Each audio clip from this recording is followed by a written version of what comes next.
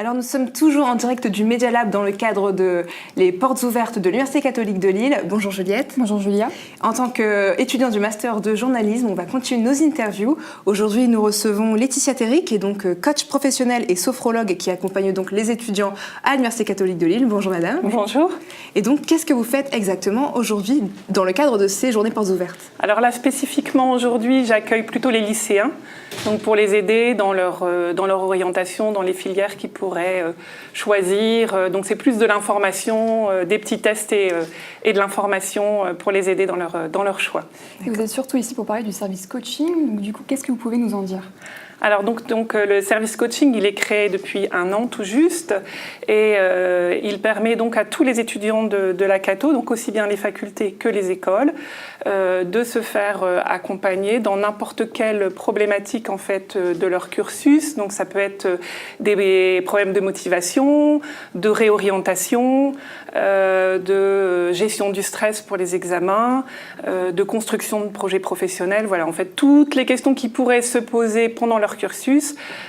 Donc on est un service avec 2 coachs professionnels et sophrologues et on accompagne les étudiants. Donc ils peuvent venir autant de fois qu'ils le souhaitent. C'est gratuit et c'est surtout un espace neutre et confidentiel par rapport à leurs écoles ou leurs facultés où il y a bien évidemment des gens qui sont là aussi pour faire ça.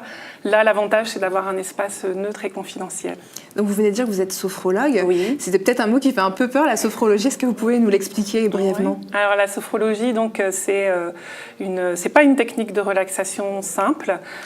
L'idée, c'est plutôt la porte d'entrée, c'est le corps, et donc de pouvoir détendre le corps pour après harmoniser le corps et le mental, et donc d'avoir des prises de conscience, de se dire tiens, quand je me pose, qu'est-ce qui se passe et de quoi j'aurais besoin. Donc pas forcément justement de la sophrologie, mais prendre conscience que ça fait 1 année que j'ai arrêté le sport et que je suis très stressée et que je me rends compte qu'en fait en ce moment dans cette tranche de vie-là, ça serait plutôt de reprendre le sport pour mieux gérer mon stress. Donc c'est vraiment prendre conscience de ce qui se passe à travers le corps et donc principalement pour les étudiants, je gère beaucoup le stress des examens ou voir la préparation aussi des examens, de pouvoir gérer les révisions, de savoir justement prendre du temps pour soi et être plus concentré pour pouvoir bien réviser. Voilà. Alors vous êtes également coach professionnel. Oui. Et comment ça se concrétise par rapport aux étudiants? Comment ça se passe en fait? Comment vous les aidez?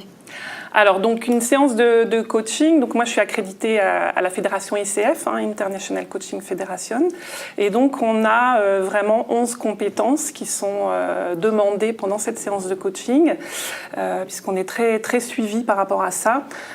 Donc en fait, si vous voulez, le coaching, c'est vraiment une démarche très proactive et c'est ce qui fonctionne très bien avec nos étudiants, puisque souvent ils sont dans des questionnements, procrastinent beaucoup, de ne pas savoir comment faire, etc.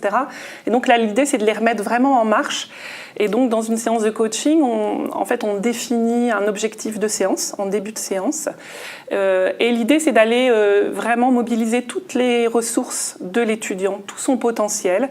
Et donc, vraiment de travailler sur lui, sur ses talents, ses qualités, à travers un questionnement. Et donc, de pouvoir définir des étapes par rapport à son objectif de départ.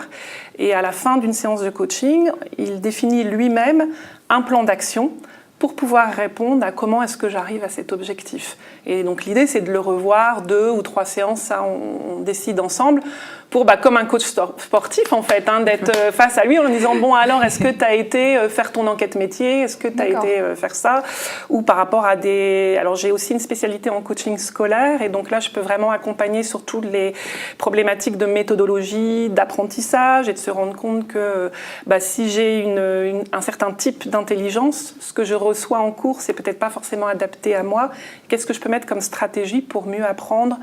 Voilà, donc ça aussi je peux les accompagner là-dessus. Mais globalement, en coaching, on part du principe que c'est le coaché qui est expert. Et donc on n'a pas du tout quelque chose de descendant, où on est vraiment dans l'accompagnement et surtout dans l'idée d'aller rendre le coaché autonome.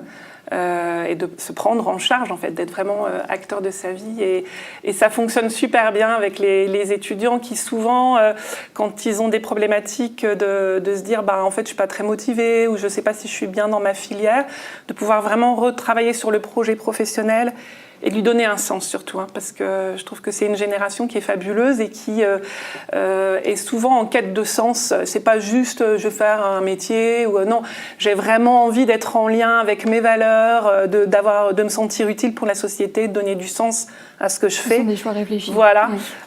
Et ça, on peut vraiment le travailler en coaching et c'est chouette parce qu'en 2-3 séances, on débloque vraiment beaucoup de choses, quoi. Donc ça fonctionne très bien.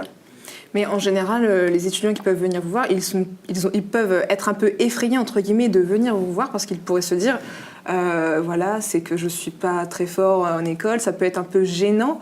Mais justement, le but, c'est de vraiment les aider. Donc, il n'y a rien de gênant ni quoi que ce soit. C'est vraiment de l'aide pour eux, pour qu'ils s'améliorent et qu'ils vivent mieux leur année universitaire, justement. Ouais, c'est un accompagnement. Alors, je pense qu'en France, on est très en retard par rapport à tout ça.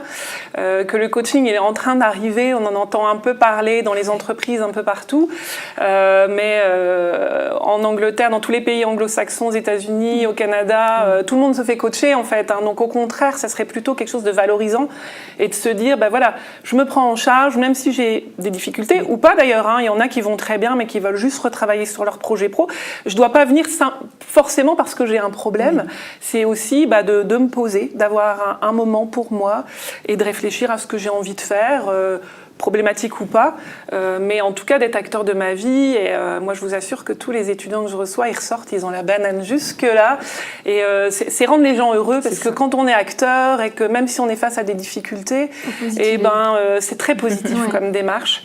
Et en sophrologie, donc en fait, moi, je mixe vraiment les deux, puisqu'on part du même principe. C'est-à-dire, c'est pas je me relaxe et puis il y a les petits oiseaux qui chantent, la vie est belle. C'est pas ça, c'est vraiment aussi de pouvoir me poser, et là donc corporellement de pouvoir me détendre et d'avoir cette capacité d'accueillir le négatif et de pouvoir le transformer en positif. Tout ce qui m'arrive, et mentalement avec le coaching, et corporellement avec la sophro, qu'est-ce que j'en fais pour finalement aller impulser quelque chose de positif dans ma vie. Donc au contraire, c'est une démarche très valorisante et très, très positive. D'accord. Et donc là, vous dites que ça fait 1 an, donc c'est très récent que vous avez ouvert ce petit coaching. Oui. Est-ce que vous avez eu beaucoup d'étudiants en 1 an? Oui, j'ai énormément d'étudiants. En fait, donc avant ce poste-là, j'étais responsable de l'orientation.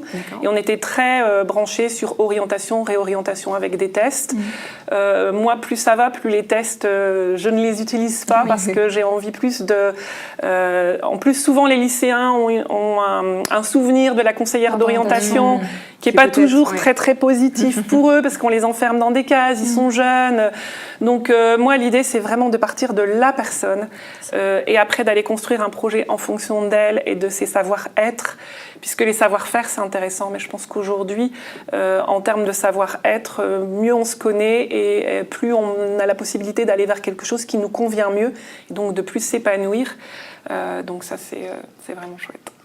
Eh bien, merci Madame Théry. Donc, où est-ce qu'on peut vous retrouver donc aujourd'hui et dans la vie de tous les jours quand on est étudiant à l'Université catholique de Lille? Alors aujourd'hui, je suis à l'accueil, donc du 60 boulevard Vauban, et sinon, donc je suis au 2e étage du 60 boulevard Vauban. Mon bureau est là, et pour prendre rendez-vous avec moi, il suffit d'appeler l'accueil, mais c'est l'accueil qui gère mon planning.